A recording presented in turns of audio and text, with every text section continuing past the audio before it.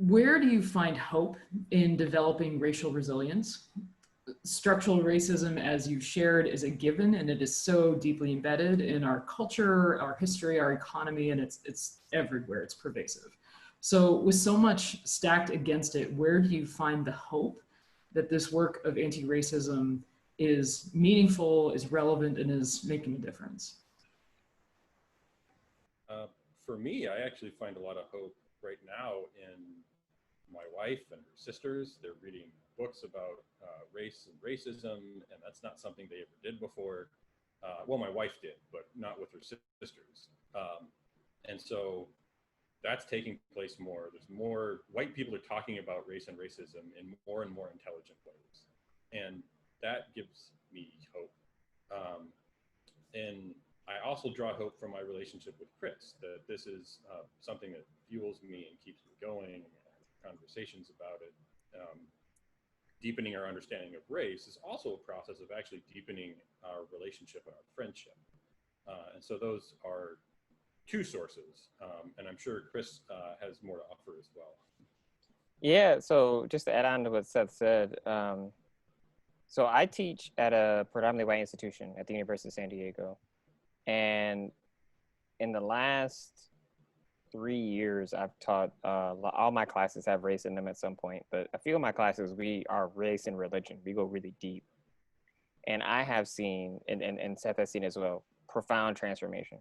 And students who otherwise, I mean, people you would not believe would ever grow, because our school requires students to take a diversity level 2 class. So you have to take a class that really is going to challenge your worldview. They don't have to take my class, right? You know, because they know, you know, because students fill out those surveys, so they know what my class is really going to do to you or has the potential to do to you, right?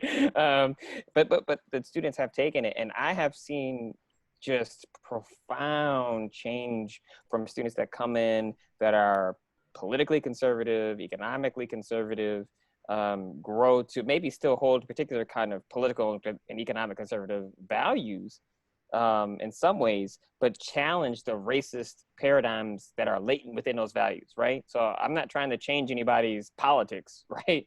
But I am trying to help you make sure your politics aren't racist. Like that's, you know, and so I've seen it, I've witnessed it, and it is amazing. It is amazing when you see students grow. And then I probably got around 40 emails from students when everything with George Floyd started happening, from students that have graduated years ago, because they're like, thank you so much for what you taught me. I wouldn't have been able to have these conversations with my parents, or I wanted to talk to my uncle about this and he was never really going to listen, and now he is, and I know what to say.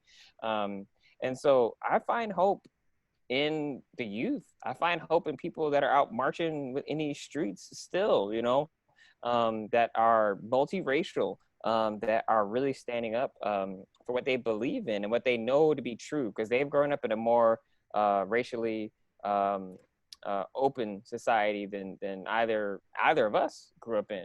And so they already are seeing and challenging some of these structures. And this doesn't mean that it's perfect. Obviously, there's a long way to go. But man, it's so affirming, I would say, some of the emails I've gotten, and that's, I think, where I find hope in those students, and those who are really engaged in this work.